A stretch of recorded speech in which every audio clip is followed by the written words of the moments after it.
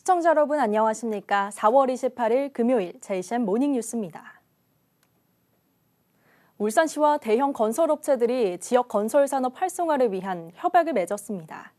이 협약에서는 지역 업체들의 하도급 참여 비율을 늘리고 지역의 장비와 인력을 고용하기로 하면서 지역 건설 경기가 살아날 것으로 전망하고 있습니다.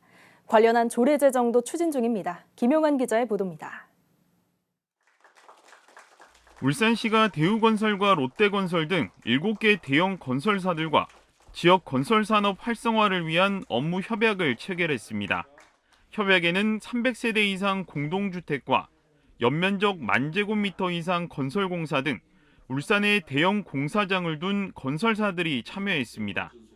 건설사들은 울산 지역 건설업체의 하도급 참여 비율을 확대하기로 했습니다.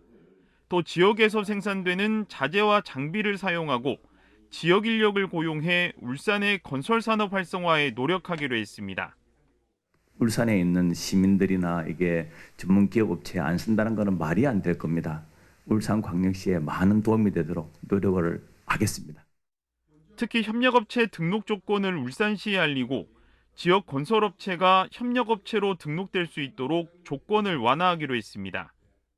등록 완화를 좀 시켜주시고 또한 좀 시켜주시면 이를 또 우리 울산업체가 좀 발전해가지고 10년 후에는 좀 큰 회사들이 좀 많이 생겨나지 싶습니다. 울산시는 대형 건설사들의 애로사항 해소와 행정업무 지원에 적극 협력할 계획입니다. 1군에서 먼저 많은 부분의 문을 좀 열어줬으면 좋겠다. 또 기회를 좀 많이 지역 이 건설업체에 많은 기회를 좀 부여해 줬으면 좋겠다. 이런 가운데 울산에서는 현재 60% 이상인 지역업체 하도급 권장 비율을 70% 이상으로 높이는 조례 제정도 추진 중입니다. 100억 원 이상 공사의 경우 착공계 제출 시 지역 건설산업 활성화 계획서와 하도급 관리계획서 제출을 공고하는 규정도 담겼습니다.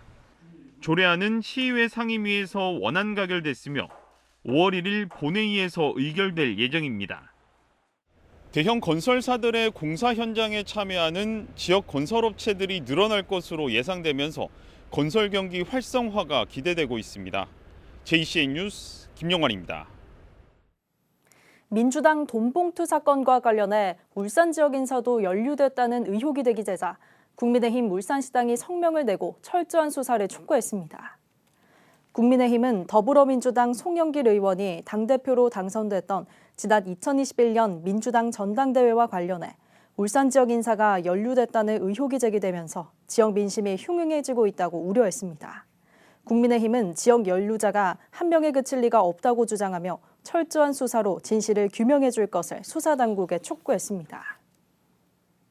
울산시 교육청이 학생들의 마약류 예방과 근절 강화에 나섰습니다. 울산시 교육청은 어제 울산과학관에서 울산 지역 마약류 예방교육 담당 교사를 대상으로 역량 강화 연수를 실시했습니다. 또 다음 달부터 경찰과 함께 학교로 찾아가는 캠페인을 통해 학생들에게 마약 문제의 심각성과 경각심을 일깨워줄 계획입니다. 교육청은 앞서 지난 2월 지자체와 경찰, 약사회 등과 청소년 유해 약물 예방 협의체를 구성했습니다. 태화강 생태관광지역이 4년 연속 환경부의 생태관광지역으로 지정됐습니다. 울산시는 계절별 맞춤 태화강 생태관광 프로그램 운영과 철새 여행버스 운영, 태화강 조류관찰 등의 활동을 펼쳐 이번 평가에서 92점을 받았습니다. 태화강 생태관광지역은 사무교에서 명촌교까지 5제곱킬로미터 구간입니다. 낙동강유역 환경청은 지난해 12월부터 지난달까지 4개월 동안 부산과 울산, 경남 지역 산업단지 등을 점검한 결과 대기환경 법령을 위반한 56곳을 적발했다고 밝혔습니다. 울산 A업체의 경우 화학제품 제조시설을 무허가로 설치 운영하면서 포름알데히드를 허가 기준의 4배가 넘는 0.335ppm으로 배출했으며 B업체는 방지시설의 배관이 부식 마모돼 오염물질이 대기 중으로 새나가는데도 조치를 취하지 않고 조업을 하다가 적발됐습니다. 낙동강유역 환경청은 이번 적발업체 가운데 무허가 배출 시설을 설치 운영한 4곳에 대해서는 수사 후 검찰에 송치할 예정입니다. 또 미세먼지를 줄이기 위해 오는 6월까지 레미콘과 아스콘 제조시설 등 비산먼지 다량 배출업에 대한 특별 점검을 이어간다고 밝혔습니다. 울산보건환경연구원은 오존 경보제 기간인 이달부터 오는 10월 15일까지 고농도 오존 생성의 원인 규명을 위해 부산과 경남 보건환경연구원과 함께 공동 연구를 추진하기로 했습니다. 이에 따라 세계시도 보건환경연구원은 지역별 대기 측정소 주변에서 이동형 측정 시스템을 가동해 오존 생성의 원인이 되는 휘발성 유기 화합물의 농도를 측정하게 됩니다. 이 측정 차량은 유해 대기물질 측정 시스템을 갖춰 현장에서 휘발성 유기 화합물 84개 항목을 측정할 수 있습니다. 이번 연구 결과는 세계시도 오존 저감 대책 수립의 기초 자료로 활용될 것으로 보입니다. 울주군 삼동면에 위치한 대암댐은 주로 울산 산업단지에 공업용수를 공급하는 역할을 하고 있는데요. 하지만 인근 주민들은 대암댐 건설 이후 함부로 개발을 하지 못하는 등 각종 규제를 받고 있고 안개와 잦은 홍수 등으로 피해를 보고 있습니다. 그러나 댐 주변 지역 지원 혜택을 받지 못하고 있다며 주민들이 대책을 요구하고 나섰습니다. 보도에 김나리 기자입니다. 1969년 12월 울주군 삼동면에 완공된 대암댐. 하지만 대암댐 건설 이후 주민들은 많은 피해를 보고 있다고 호소합니다. 대암댐은 낙동강 물을 끌어와 울산 산업단지에 공업 용수를 공급하고 있습니다. 댐 주변은 안개로 인해 교통사고가 나고 농작물 생육이 늦어지면서 수확량이 현저히 줄고 있다고 주장합니다. 또 대암댐 상류 지역에서 떠내려온 잔목이 유속을 막아 잦은 홍수로 인한 피해를 보고 있다고 덧붙였습니다. 그 홍수로 인해 가지고 피해가 많이 있습니다. 안개가 다른 지역보다 댐으로 인해서 많이 일어나고 있는데 우리가 바라는 것은 다른 것이 없고 다른 댐들처럼 그 댐 주위에 지원 사업을 해주시면 고맙겠습니다. 또 댐 인근 지역에는 대부분의 산업시설과 주택 건축이 허가되지 않아 마땅한 시설 하나 짓기도 어렵습니다. 이에 삼동면 발전협의회는 한국수자원공사에 주민들의 보상을 위한 주민 지원 사업 시행을 수차례 요구했습니다. 한국수자원공사는 법정 기준에 해당하지 않아 주민들에 대한 지원 사업이 어렵다는 입장을 보이고 있습니다. 관계법령엔 저수 면적이 200만 제곱미터 이상, 총 저수 용량이 2천만 세제곱미터 이상인 댐의 경우 지원이 가능하지만 대암댐은 그 규모에 미치지 않는다는 겁니다. 그러나 주민들은 낙동강물을 끌어오는 관로까지 포함하면 이 기준은 충분히 넘는다며 마땅히 지원 대상에 포함된다고 주장하고 있습니다. 50여 년간의 피해를 참고 있다는 주민들의 주장과 법 규정대로 할 수밖에 없다는 한수원. 그러나 주민들이 피해를 보고 있는 것이 현실인 만큼 어떤 형태로든지 지원 대책이 마련돼야 할 것으로 지적되고 있습니다. JCN 뉴스 김나라입니다. 지난 24일부터 6박 8일 일정으로 산악관광 해외 선진지 방문에 나선 울주군 방문단은 25일부터 어제까지 프랑스 샤모니와 스위스 엥겔베르그를 둘러보고 영남알프스 케이블카 사업의 추진 방향을 모색했습니다. 이순걸 군수 등 울주군 방문단은 알프스 산맥을 끼고 있는 이들 도시에서 케이블카와 산악열차 등 주변 산악관광시설을 직접 체험했습니다. 특히 방문단은 스위스 엥겔베르그시의 마케팅 총괄 본부장의 안내로 티틀리스 케이블카의 전반적인 운영과 지역 관광산업과의 연계 현황 등에 대한 설명을 듣고 영남알프스의 케이블카 사업에 접목하는 방안을 모색했습니다. 울주군 방문단은 오늘부터 다음 달 1일까지는 이탈리아 트렌토 영화제에 초청을 받아 참가하며 울주 산악영화제 초대 문화상 수상자 라인홀트 매너스 박물관도 방문하게 됩니다. 공정거래위원회가 하나의 대우조선해양 인수를 조건부 승인했습니다. 공정위는 하나가 대우조선의 경쟁사인 HD현대중공업과 HJ중공업 등의 군함 부품을 공급할 때 가격이나 기술 정보를 차별 제공해서는 안 된다는 조건으로 기업 결함을 승인했다고 밝혔습니다. 이와 관련해 현대중공업 노조는 조건부 승인에 대해 환영의 입장과 함께 공정한 경쟁을 위한 최소한의 장치가 마련됐다며 행정당국의 후속 조치와 감시 감독이 필요하다고 말했습니다. S-오일이 올해 1분기 정유와 윤활 부문 호조에 힘입어 한 분기 만에 흑자 전환에 성공했습니다. S-오일은 올해 1분기 연결 기준 실적으로 매출 9조 776억 원, 영업이익 5,157억 원을 기록하며 전분기 대비 흑자 전환했다고 밝혔습니다. 순이익은 2,653억 원으로 1년 전보다 69.5% 감소했지만 전 분기보다는 15.9% 늘었습니다. S-오일은 국제 유가 하락으로 판매 단가가 하락되면서 매출이 감소했지만 영업이익은 정유와 윤활 부문과 함께 석유화학 부문까지 흑자로 전환한 덕분에 선방했다고 밝혔습니다. HD현대가 올해 1분기 연결 기준으로 매출 15조 2,740억 원, 영업이익 6,109억 원을 기록했습니다.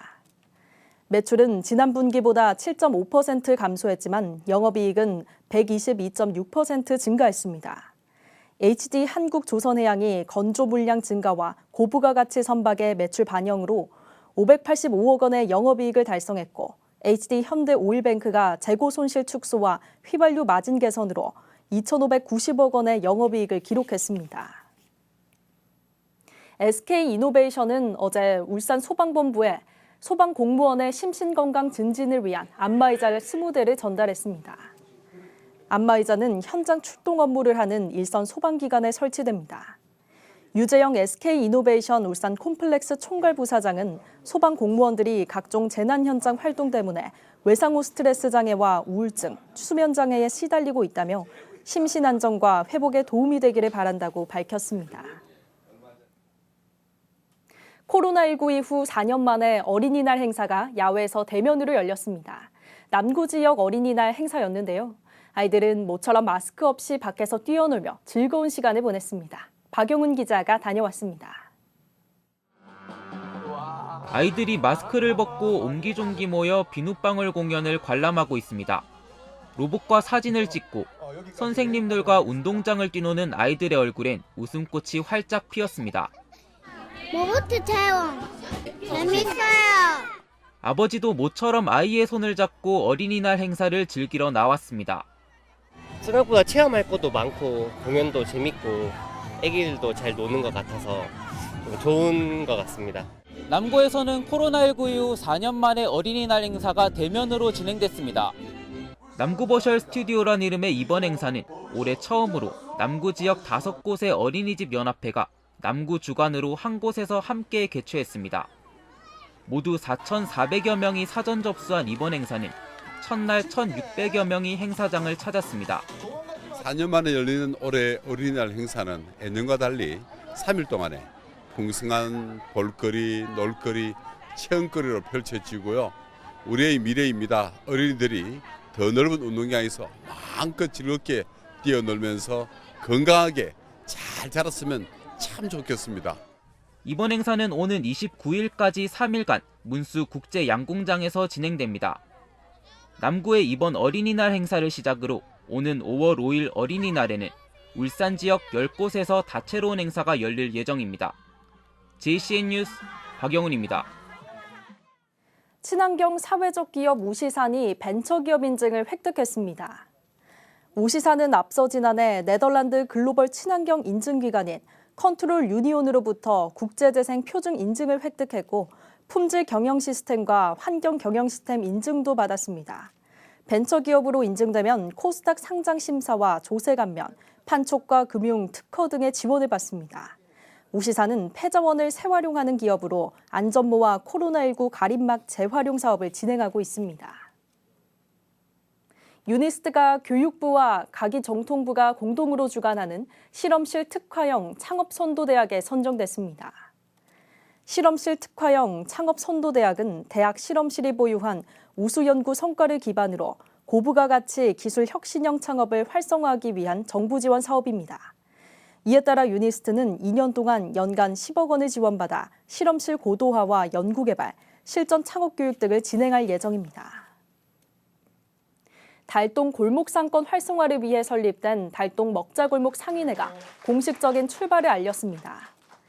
지난 2월 27일 설립 절차를 마친 달동 먹자골목 상인회는 어제 창립 기념식과 함께 창립 총회를 열고 상인회와 달동 골목 상권의 발전 방향에 대한 의견을 공유했습니다.